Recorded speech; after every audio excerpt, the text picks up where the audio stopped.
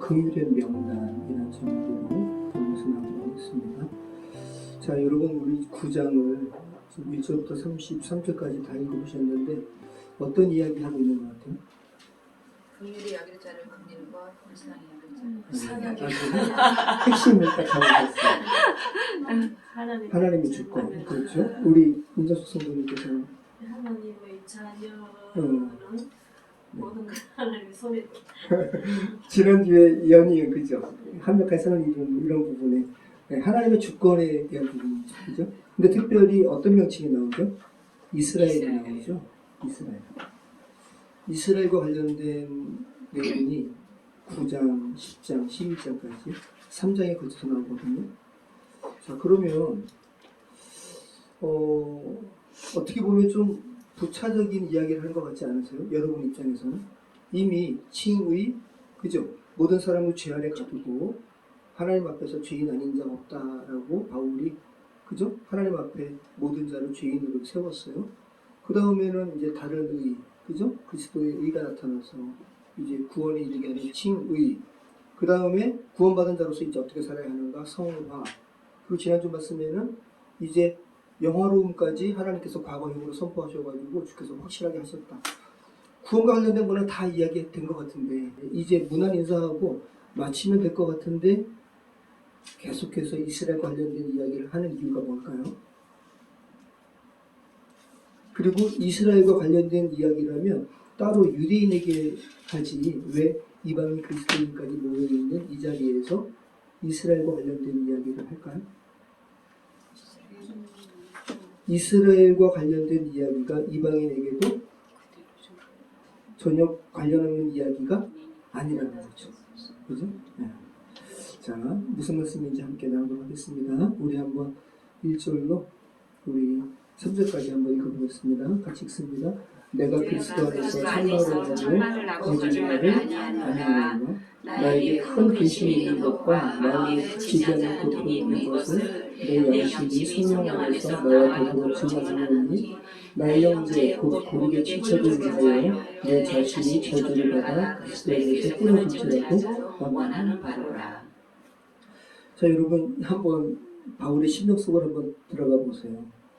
지금 바울이 우리를 의롭게 하시기 위해서 보내신 예수 그리스도를 거부하는 동족 이스라엘로 인해서 마음에 그치지 않는 고통이 있대요. 이 그치지 않는, 우리 정말 아프신 분들은 통증으로 인해서 잠도 막 못 이루잖아요. 이게 실제 이 고통이, 이스라엘로 인한 고통이 바울에게 있었다는 거예요. 예수 그리스도를 거부하는 동족 이스라엘로 인해서. 자, 지난주 바로 이 전의 말씀이 뭐였죠? 죽음이나 사망이나 어떤 피조물이라도 그리스도, 우리를 향한 그리스도의 사랑에서 결코 끊을 수 없다. 이 이야기하고 바울이 감격해서 이 이야기, 복음의 정점, 그죠? 반지의 보석에 박힌 것 중에 가장 빛나는 정점을 기록한 후에 갑자기 자신의 동족이 생각나는 거예요. 자신에게 율법을 가르친 스승들, 자신의 가족들, 어릴 적부터 같이 유대교 회당에서 하나님께 예배했던 동료들, 이스라엘 민족이 생각나면서 마음이 복받치는 거예요. 그러면서 1절 말씀 보면 이게 뭐냐면 내가 그리스도 안에서 참말을 하고 거짓말을 아니하노라. 이게 뭐예요? 이게 맹세예요, 맹세. 내가 지금부터 할 말은 참이다. 내가 그리스도의 이름을 들어서 내가 맹세한다. 이 말을 하는 이유는 이 다음부터 펼쳐지는 바울의 진술이 사람들로 하여금 반문하게 되는 내용들도 가득 차 있다는 거예요. 그러면 어떤 내용일까? 우리 한번 생각해 보시길 바라요.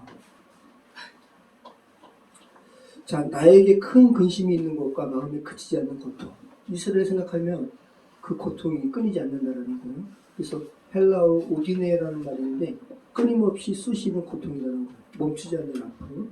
그러면서 나의 형제 곧 고륙의 친척을 위해서 내 자신이 저주를 받아 그리스도에게서 끊어질지라도 내가 원한다. 이 이스라엘의 구원을 위해서 내가 이스라엘만 구원받는다면 내가 그리스도에게서 끊어져도 나는 괜찮아. 이게 한마디로 하면 뭐죠? 중보죠, 중보. 여러분, 이 바울은 지난주에 우리가 로마서 8장을 살펴봤지만 하나님과 그리스도 간의 이 연합된 하나됨을 바울도 이 신비를 알았어요. 그래서 너희를 향한 하나님의 사랑에서 결코 어떤 것도 끊을 수 없다라고까지 표현했거든요. 근데 그 하나님의 사랑에서 자기는 이제 끊어져도 좋대요. 그만큼 이스라엘을 향한 사랑의 마음이 있는 거고, 하나님께서 이스라엘이 그저 시내산에서 모세가 하나님께 계명을 받을 때 이스라엘 백성들은 금송아지 섬겼죠.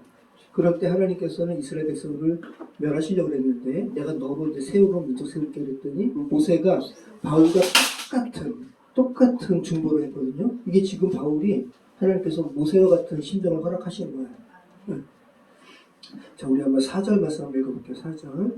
우리 한번 같이 읽어보겠습니다. 그들은 이스라엘 사람이라 그들에게는 양자됨과 영광과 언약들과 율법을 세우신 것과 예배와 약속들이 있고 조상들도 그들의 것이요 육신으로 하면 그리스도가 그들에게 계셨으니 그는 만물 위에 계셔서 세세의 찬양을 받으신 하나님이시니라. 아멘. 제가 일부러 색깔을 이렇게 달리 했거든요. 이스라엘 사람들이 복음과 관련해서 하나님께 어떠한 축복을 받았는지를 바울이 열거하고 있어요. 무려 7가지로. 이스라엘 사람들은 양자됨의 축복을 이방인보다 먼저 얻었더라는 거예요. 여러분, 양자됨의 축복하니까 이게 친아들이 아니라 양자? 이렇게 얘기할 수 있잖아요. 그죠? 근데 그게 아니라 로마 시대의 양자는 친아들보다 더 큰 효력을 가지고 있는 거예요. 여러분, 배너 보면 배너에 그게 나오거든요. 로마의 그 높은 직급을 가진 사람이 자신의 모든 것, 자신의 모든 모든 것을 자기네 친아들도 아니고 양자에게 이양할 때 반지를 이렇게 준단 말이에요. 이 양자됨의 축복은 그런 거라는 거예요. 친아들이 아닌 그냥 이렇게 뭐 입양 이 차원이 아니라 완전히 아버지의 권한을 그대로 물려받는 거. 이 복이 이스라엘에게 먼저 있었다는 것이고 신의 산에 성막을 지은 다음에 거기에 쉐키나 하나님의 영광이 임했잖아요. 그죠? 이런 하나님과 관련된 영광도 이스라엘에 있었고 언약들, 그죠? 율법을 또 세우셨죠. 신의 산 계명을 통해서. 그리고 또 모든 다른 민족들은 우상을 섬기는데 돌을 깨가지고 달심, 별심 만들어서 우상을 섬기는데 이스라엘에게는 하나님께 예배하는 축복도 허락하셨고 엄청난 거거든요. 그리고 조상들, 믿음의 조상, 그죠? 아브라함부터 시작되는 조상들도 이스라엘 민족의 것이고 육신으로 하면 또 그리스도께서 이스라엘 민족을 통해서 나왔어요. 이거 엄청난 거거든요. 그리고 그 그리스도는 누구신가? 이 기독론이 여기서도 나와요. 그는, 이거 다 수식어 다 빼면 뭐예요? 그는 하나님이십니다. 예수님이 여러분 하나님이세요. 자, 이런 엄청난 축복을 받은 이스라엘 사람들이 정작 그 약속 자체가 되셔서 하나님이 약속 자체가 되셔서 오신 예수 그리스도를 거부하는 거예요. 그러니까 바울이 이 통증이 계속 되고 이 이스라엘 백성에게 복음이 전파되어서 이스라엘 백성이 하나님의 자녀가 되면 자기는 그리스도께 끊어져도 자기는 괜찮다. 이런 고백을 하고 있다는 거. 여러분 자녀를 생각하시면 딱 답이 와요. 여러분 자녀를 생각하면서 안타까이 여기고 중보하는 그 마음 그대로 바울의 심정으로 한번 생각해 보십니다. 자, 그러면 5절까지 생각을 한다면 여러분 보세요. 왜 이방인에게도 이 이스라엘과 관련된 9장, 10장, 11절이 중요하냐 하면 그러면 이렇게 이스라엘 백성에게 하나님께서 약속을 주셨는데 그죠? 근데 이스라엘 백성이 하나님을 믿지 못하고 그리스도를 거부하면 이스라엘 민족을 향한 하나님의 약속이 실패한 것 같잖아요. 그죠? 그럼 보세요 여러분. 왜 이방인에게도 이게 중요하냐 하면 이스라엘 백성에게 허락하신 약속도 실패할 수 있다면 지난주 로마서 8장 마지막에 그죠?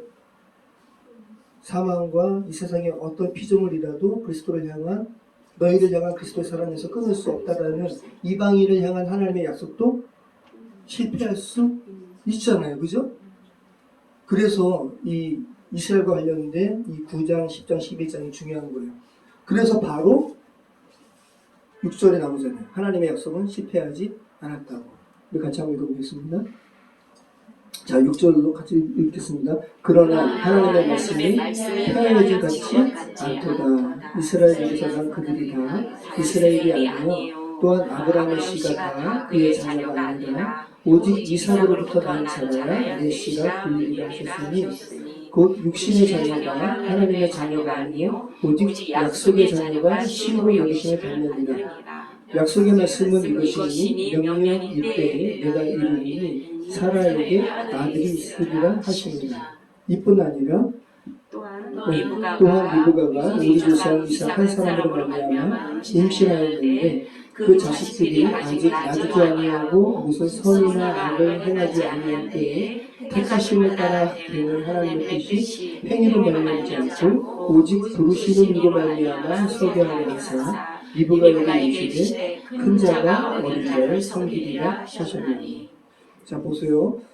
바로 그러면 이스라엘 선민 이스라엘에게 허락하신 약속마저도 실패가 된다면 그럼 이방인에게도 허락하신 약속이 실패되는 거 아니야? 이런 반문이 있을 수가 있는데 바로 이게 지금 디아트립의 비법이라고 그랬잖아요. 반문하게 하고 스스로 논증하고 그러니까 바로 그죠? 6절에서 하나님의 말씀이 폐하여진 같지 않도다. 하나님의 말씀은 실패한 게 아니다라고 바로 단정하고 있는 거예요. 자, 지금 바울이 뭐라고 하는 겁니까? 자, 6절 후반부 보면 이스라엘에게서 난 그들이 다 이스라엘이 아니라는 거죠. 그러니까 참 이스라엘이 혈통으로 말미암는 게 아니라는 거예요. 바로 나오죠. 곧 육신의 자녀가 하나님의 자녀가 아니다. 약속의 자녀가 하나님의 자녀다. 이렇게 하나님의 주권을 계속 이렇게 지금 강조하고 있는 거예요. 자, 10절 말씀부터 볼게요. 10절. 그뿐 아니라 또한 리브가가 우리 조상 이삭 한 사람도 만나고 임신하였는데 그 자식들이 아직 나지도 아니하고 무슨 선이나 악을 행하지 아니할 때에 택하심을 따라 되는 하나님의 뜻이 행위로 말미암지 않고 오직 부르시는 이로 말미암아 서게 하려 하사. 네. 자, 그러면서 지금 이게 이제 에서와 야곱에 대한 이야기잖아요. 지금 똑같이 이거 지금 사람들이 반문할 수 있어요. 야곱과 에서는 리브가의 자식이잖아요. 그죠? 자, 맨 위에 이삭과 이스마엘은 어머니가 달라요. 그죠? 그래서 이삭에게 그렇게 하나님의 약속이 이렇게 흐르는 거 어느 정도 이해할 수 있는데 이 에서와 그죠? 큰 자가 어린 자를 섬기리라. 요거는 에서와 야곱의 이야기인데 엄마가 당나귀 같아요. 같아요. 쌍둥이에요, 쌍둥이. 그리고 이 자식들이 아직 나지도 아니하고 무슨 선이나 악을 행하지 아니할 때에 이미 하나님께서 작은 자를 택하고 큰 자가 작은 자를 섬기게 할 거야 라는 이 부분이 불합리합니다. 불공평합니다라는 질문이 나올 수 있어요, 없어요? 나올 수 있죠. 그죠? 그러면서 우리 14절 한번 읽어볼게요. 자, 그런지 우리가 무슨 말을 하리요? 하나님께 불의가 있느냐? 그럴 수 없느니라. 모세에게 이르시되 내가 긍휼히 여길 자를 긍휼히 여기고 불쌍히 여길 자를 불쌍히 여기라 하셨으니 그런즉 원하는 자로 말미암는 거 아니요 다른 것을 하는 자로 말미암는 거 아니요 오직 긍휼히 여기시는 하나님으로 말미암음이니라. 성경이 바로에게 이르시되 내가 이 일을 위하여 너를 세웠으니 곧 너로 말미암아 내 능력을 보이고 내 이름이 온 땅에 전파되게 하려 함이라 하셨으니 그런즉 하나님께서 하고자 하시는 자를 긍휼히 여기시고 하고자 하시는 자를 완악하게 하시느니라. 계속해서 하나님의 주권 나오죠. 그죠? 주권이 나와요. 여기서 이 긍휼이 엘레오스라는 건데요. 엘레오스. 긍휼이 뭐예요? 여러분, 그렇죠. 그러니까 긍휼이 여기는 게 은혜 베푸는 것과 같아요. 마땅히 받을 자격이 있는 자에게 뭐를 주는 거는 긍휼이 아니라 대가예요. 그러니까 우리가 하나님의 자녀가 되는 것은 하나님의 긍휼이라고요.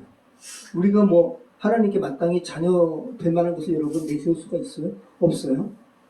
자, 여러분 그러면 여기서 본다면 야곱이 하나님께 긍휼로 택함받았다라는 거예요. 야곱도 에서에 비해서 여러분 더하면 더했지 정말 못된 사람이에요. 남의 발꿈치 걸어 넘기고 속이고 사기꾼 같은 야곱이에요. 그래서 지렁이 같은 거 야곱아라고 하잖아요. 그 야곱을 하나님께서 긍휼로 택하시는 거예요. 그래서 우리는 오늘 이 본문에서 왜 에서가 버림받았는가 여기에 초점을 두는 게 아니라 왜 야곱은 택함받았는가. 저와 여러분이 다 야곱 같은 존재라고요. 거기에 우리가 포커스를 둬야 되는 거예요. 자, 요거 한번 읽어보시죠. 19절. 혹 내가 내게 말하기를 그러면 하나님이 어찌하여 허물하시느냐 누가 그 뜻을 대적하느냐 하리니 이 사람아 내가 누구에게 감히 하나님께 반문하느냐 지음을 받은 물건이 지음을 받은 자에게 어찌 나를 이같이 만들었느냐 말하겠느냐. 계속 하나님의 절대주권 그리고 피조물의 어떠한 한계에 대해서 계속 이야기하고 있어요. 이어서 예레미야 18장에 토기장의 집의 이 비유에 대해서 이야기하는 거예요. 여러분 보세요. 여러분 우리 임조수 성도님 또 주정현 성도님 흙 빚어보셨죠? 네. 지금 마르고 있어요. 그때 두 분께서 빚는 손길대로 접시가 휘어지고 그러니까 흙이 여러분의 손 안에 있었어요. 그때 여러분이 토기장이가 되신 거거든요. 그거 생각하시면서 한번 읽어보시기 바래요. 자, 21절 토기장이가 지는 웅덩이로 하나는 귀에 쓸 그릇을 하나는 천이 쓸 그릇을 만들 권한이 없느냐.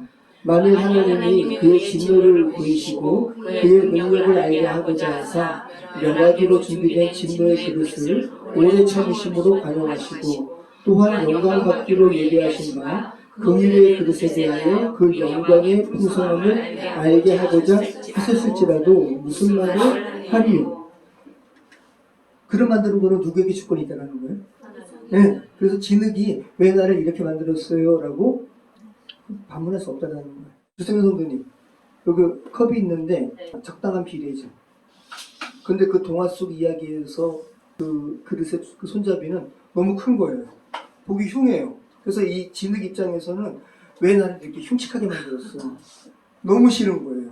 막 분노하고. 그런데 완성된 다음에 토기장이가 그 못생긴 자기를 데리고 어디로 가는 거예요. 그리고 똑똑똑 당신이 주문한 거 나왔습니다. 그랬더니 그 집에서 나온 사람이 팔이 없어요. 팔이 없어가지고 이 그릇의 손잡이가 큰 게 팔이 없는 상태에서 그 몸에 좀 이렇게 어떻게 접합해가지고 사용할 수 있도록 만든 거였어요. 그러니까 토기장이는 의도해서 만든 거죠. 그 사람에게 꼭 필요한 그릇을 만든 거예요. 보기에는 흉측하지만 최고의 작품이었어요. 요게 지금 토기장이가 이 부분이라는 거예요. 토기장이신 하나님이 우리를 빚는 것은 하나님의 정확하신 목적이 있다는 거예요. 여기 지금 예레미야 18장 말씀인데 한번 읽어볼까요? 한번? 여호와께로부터 예레미야에게 임한 말씀에 이르시되 너는 일어나 토기장의 집으로 내려가라. 내가 거기에서 내 말을 내게 들려주리라 하시기로 내가 토기장의 집으로 내려가서 방금 그가 농로를 일을 하는데 진흙으로 만든 그릇이 토기장의 손에서 터지매 그가 그것으로 자기의 의견에 좋은 대로 다른 것을 만들더라. 여러분 이 토기장의 집은 수천 년 전에 유대에 있는 토기장의 집일 수도 있고요. 지금 현재 여기 수유동에 있는 토기장의 집일 수도 있어요.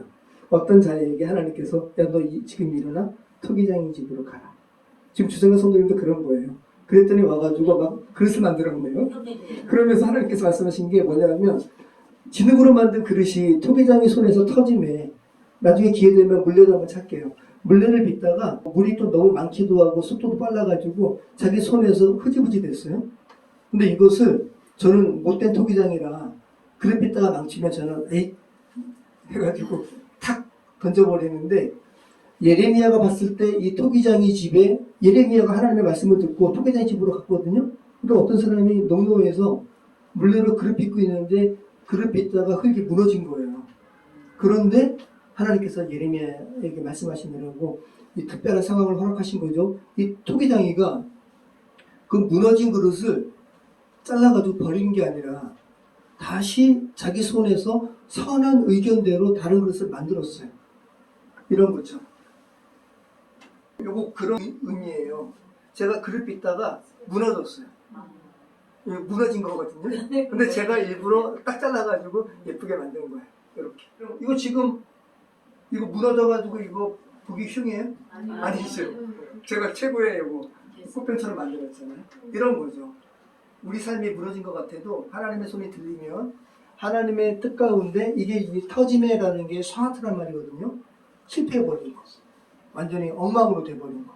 그런데 토기장이가 그것으로 자기 의견에 좋은 대로 다른 것을 만든다. 자, 이어서 계속 말씀합니다. 자, 보세요. 그때, 자, 그 순간, 와, 신기하다. 저 토기장이는 좋은 토기장이네.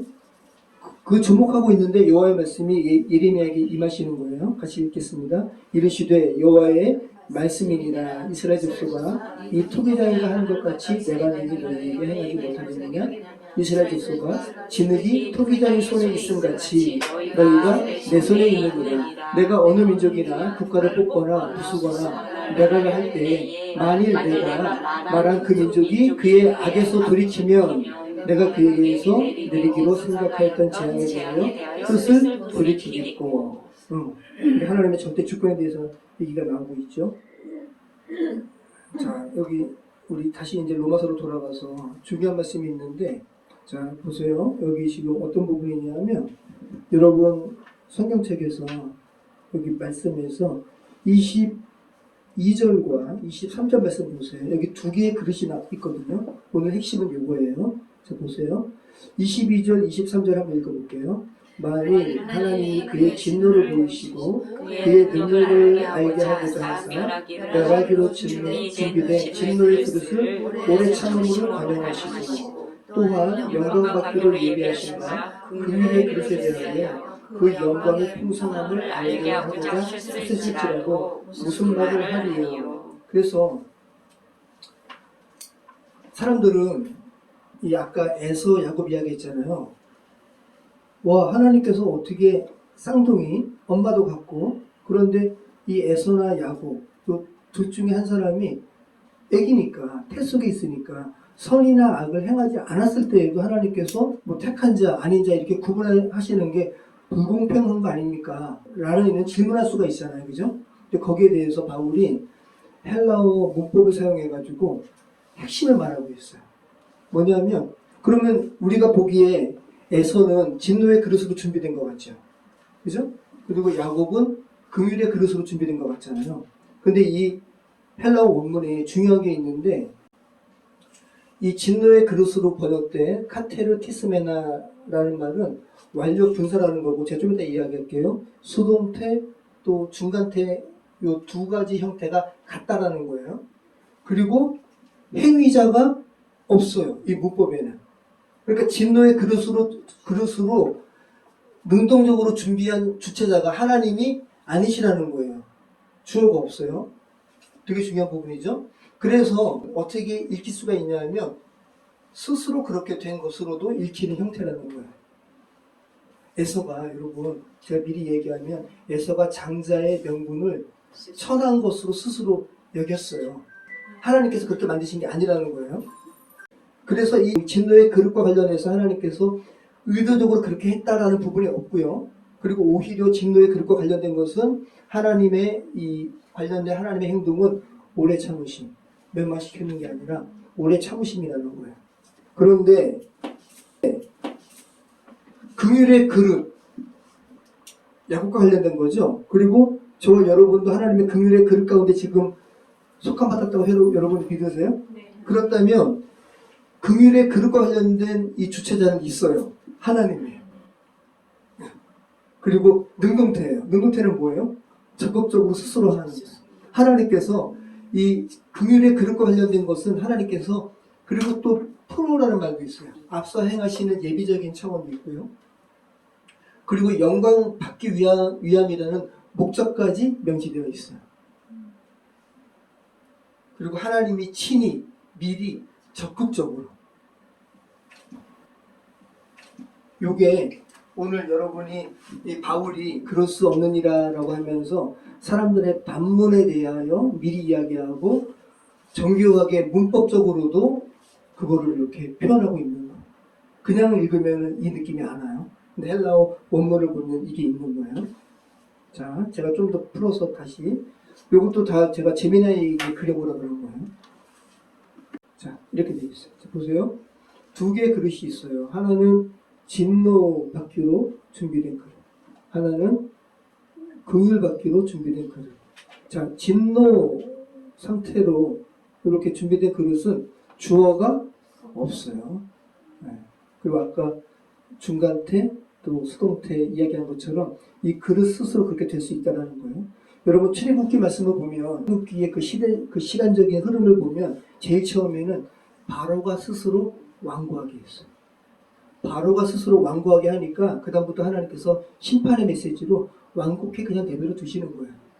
네. 그래서 이 진노와 관련된 그릇은 여기와 관련된 하나님의 행동은 오래 참으심, 깨뜨리고 싶지 않은 거예요. 자, 근데 이제 긍휼의 그릇, 주체자는 하나님이세요. 미리 앞서서 행하신 하나님의 예비하심까지 다 있다는 거예요. 여러분이 멸망당하는 것은 하나님께서 멸망시키기로 작정하시고 빚으신 게 아니라 우리의 완고함 때문이라는 거예요. 여러분도 그릇 빚어보시면 알잖아요. 여러분이 그릇 빚는데 나 이걸 멸망시킬 거야 라는 마음으로 빚어요? 아니죠? 예쁘게 빚고 싶고 잘 사용하기를 원하죠. 어떤 토기장에도 멸망시키려고 그릇 빚지 않아요. 여러분 그릇 이제 가마에서 나오는데 그 안에 공기 들어가지고 빵 하고 터지길 바래요? 아니면 잘 나오길 바래요? 잘 나올 거예요. 그죠? 당연한 거예요. 그래서 하나님의 마음이 하나님의 이 디모데전서 또 베드로후서 말씀 보면 하나님의 마음이 나오는데 하나님께서는 멸망시키기를 원하시느니라 라는 말이 없어요. 그죠? 같이 한번 읽어볼까요? 주의 약속은 어떤 이들이 더디다고 생각할 것 같이 더딘 것이 아니라 오직 주께서는 너희를 대하여 오래 참으사 아무도 멸망하지 않고 다 회개하게 이르기를 원하시느니라. 자, 디모데전서 2장 4절 하나님은 모든 사람이 구원을 받으면 진리를 아는 데 이르기를 원하시느니라. 이게 하나님의 마음이에요. 그죠? 하나님이 정말 하나님은 하나님의 뜻 가운데 어긋나는 자들은 모두 지옥 가운데 보내기를 원하십니다. 그런 말이 없단 말이에요. 하나님은 끝까지 인내하시고 다 하나님께로 돌이키를 바라시죠. 자, 이 그릇은 어떤 그릇이에요? 긍휼의 그릇이에요. 긍휼의 그릇. 진노의 그릇이 아니라. 그러니까 이 그릇은 우리는 곧 유대인 중에서뿐 아니라 이방인 중에서도 부르신 자니라. 호사의 글에도 이르기를 내가 내 백성 아닌 자를 내 백성이라 사랑하지 아니한 자를 사랑한 자라 부르리라. 너희는 내 백성이 아니라 한 그곳에서 그들이 살아계신 하나님의 아들이라 일컬음을 받으리라 함과 같으니라. 또 이사야가 이스라엘에 관하여 외치되 이스라엘 자손들의 수가 비로 바다의 모래 같을지라도 남은 자가 구원을 받으리니. 자, 이것도 같이 읽을까요? 주께서 땅 위에서 그 말씀을 이루고 속히 시행하시리라 하셨느니라. 또한 이사야가 미리 말한 바 만일 만군의 주께서 우리에게 씨를 남겨두지 아니하셨더라면 우리가 소금과 같이 되고 콩나와 같이 같았으리로다 함과 같으니라. 이 그릇은 뭐라고요? 긍휼의 그릇. 이 그릇은 바로 우리다. 이 그릇이 주성의 성도님이래요. 곧 유대인뿐만 아니라 이방인 중에서도 부르신 자니라. 호세아의 글에 이르기를, 이 호세아는 구약 선지자인데 하나님께서 이스라엘 백성이 하나님께 계속 완악해. 그러니까 하나님의 마음을 가르쳐 주기 위해서 호세아 남자 선지자거든요. 근데 음란한 고멜과 결혼시키세요. 그리고 이 고멜이 호세아와 결혼했어요. 그런데도 불구하고 계속 다른 남자랑 도망가요. 그래서 호세아, 여러분이 호세아라면 음란한 여자고 결혼했는데도 불구하고 다른 남자랑 계속 도망다니면 어떻게 하겠어요? 헤어지죠. 그런데 하나님께서 호세아더러 계속 찾아서 같이 살게 하세요. 그리고 고멜 통해서 두 아들과 한 딸을 낳아요. 딸의 이름은 로루하마. 사랑받지 아니함. 그리고 막내 아들의 이름은 로암미. 내 백성이 아닌 자다. 그런데 사람받지 아니하고, 이거 이스라엘이에요. 하나님 앞에서 이렇게 폐역하니까 사람받지 아니한 이스라엘, 그리고 이제 내 백성이 아니라 한 이스라엘을 다시 이제는 너는 내 백성이다. 그리고 너는 나의 사랑으로 내가 다시 너를 사랑할 것이다. 근데 이게 이스라엘뿐만 아니라 이방인도 마찬가지라고요. 그래서 이걸 들어가지고 바울이 이방인에게까지 지금 말씀을 쓰고 있는 거예요. 우리가 하나님 앞에 로루하마였고요. 우리가 하나님 앞에 로암미였어요. 여러분, 로암미였어요. 로암미, 그리고 로루하마와 같은 우리를 하나님께서 긍휼의 그릇으로 미리 준비하시고, 그리고 목적은 영광스러운 존재로 우리를 이끄시려고 이런 생각하시기 바랄게요. 우리 31절. 자, 의의 법을 따라가는 이스라엘은 그 법에 이르지 못하였으니 어찌 그러하냐. 이는 그들이 믿음을 의지하지 않고 행위를 의지하니라. 그들이 부딪힐 돌에 부딪혔느니라. 그릇된 바 내가 걸린 돌과 거칠은 바위를 시험에 두느니 그를 믿는 자는 부끄러워 당하지 아니하는 것과 같으니라. 여러분 보세요. 예수님에 대하여 그 돌로 표현하네요. 예수님은 건축자들의 버린 돌. 그죠? 이스라엘에 있어서 예수님은 건축자들의 버린 돌처럼 그냥 쓸모없는 존재, 볼품없는 존재를 버렸단 말이에요. 근데 그 예수님께서 구원받는 자의 교회의 모퉁이들이 되셨어요. 그리고 베드로전서에는 살아있는 돌, 리빙스턴. 근데 오늘은 뭐라 그러냐면 걸림돌이에요. 그리고 거치는 돌, 거치는 바위. 이스라엘 사람에게 있어서 하나님께서 이스라엘 사람들을 구원하려고 메시아를 주셨는데 오히려 이스라엘 사람에게 있어서 예수 그리스도가 걸림돌이 되었어요. 우리가 하나님 앞에 온전한 신앙을 가지려고 하는데 그러려고 하니까 예수님이 여러분에게 거치는 돌이 될 수가 있어요. 불편하거든요. 빼고 싶고. 그런데 어떤 사람들은 그 걸림돌, 거치는 돌을 믿는 사람들이 있죠. 그들에게 있어서는 이제 부끄러움 당하지 않게 된다고 바울이 이야기하고 있습니다. 오늘 말씀이 뭐죠? 긍휼의 명단이죠. 여러분은 원래 긍휼의 명단이 없었어요. 여러분 없었어요? 그 하나님 나라는 초대받는 사람만 갈 수 있는 곳이에요. 입구에 명단이 있는데 여러분은 원래 없었어요. 근데 여러분이 그 천국에 들어가게 돼요.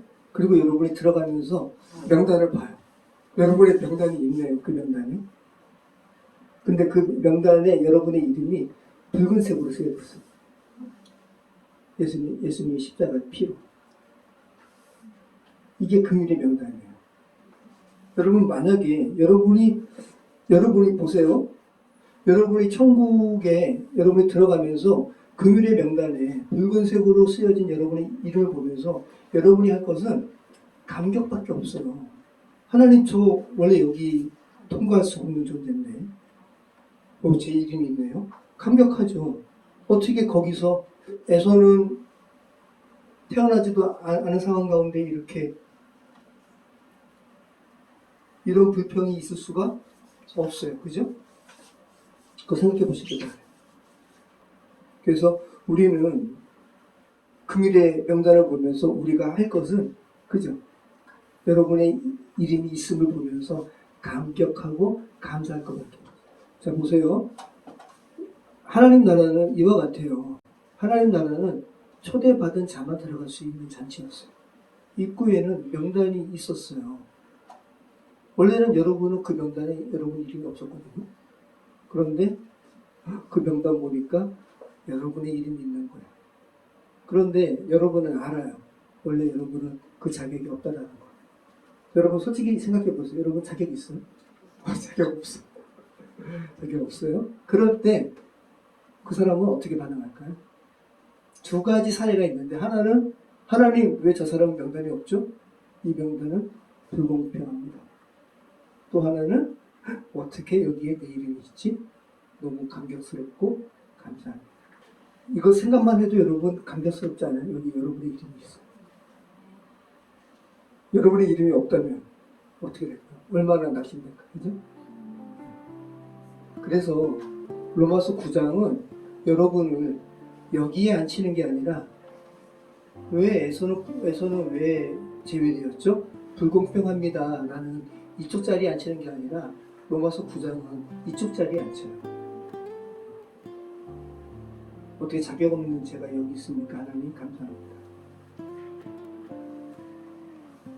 로마미는 내 백성이 아니었고 울고하나는 하나님의 사랑 밖에 있었는데 이제는 하나님의 긍휼로 우리가 하나님의 백성이 되었고 하나님의 사랑받는 자가 되었습니다. 그리고 일주일간 여러분이 하나님의 긍휼의 명단에 속해 있다는 게 어떤 것인지 한번 그 은혜를 생각해 보시기 바라요. 기도하겠습니다. 참 좋으신 하나님 감사합니다. 로마서 9장 말씀을 통해서 우리가 창조주 하나님의 그 긍휼의 그 초청에 대해서 우리가 무엇으로 반응해야 되는가, 어떤 반응을 해야 되는가, 그 말씀을 통해서 깨닫게 하시면 감사합니다. 한 주의 삶 동안 하나님의 긍휼의 명단에 속해 있다는 것이 무엇을 의미하는가, 그 은혜의 감격에 저희가 몰입되는 그런 시간들 가운데 있게 해주시옵소서. 예수 그리스도 이름으로 기도합니다. 아멘.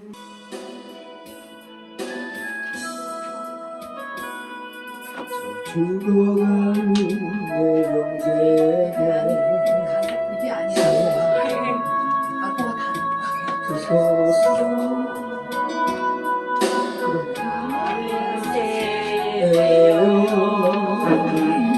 내일을 빼앗긴 저들에게 죽어가는 빈 가슴에 새날 주소서. 동의 멍에 매여 씨름하고 있는 저들에게 아버지여 이 백성 다시 살게 하소서. 묶였던 자 자유케 되는 영광의 나를 주소서. 아버지여 이 나라 주의 곁에 하소서. 영원하신 하늘 아버지 다시 섬기게 하소서. 금뼈들의 생기 부어주소서. 아버지의 긍휼로 주의 군대로 서게 하소서. 성령의 바람 이제 불어와 아버지여 이 백성 다시 살게 하소서. 묶였던 자 자유케 되는 영광의 나를 주소서. 아버지여 이 나라 주의 곁에 하소서. 영원하신 하늘 아버지 다시 섬기게 하소서. 우리 한 주를 위해서 기도하겠습니다. 그렇습니다. 하나님 아버지, 이 가사의 것들처럼 저 죽어가는 자에게 하나님께서 교회를 베풀어 주셔서 다시 하나님의 백성으로 하나님께 예배케 하는 그런 은혜를 주시며 감사합니다. 하나님 아버지, 이 시간 오늘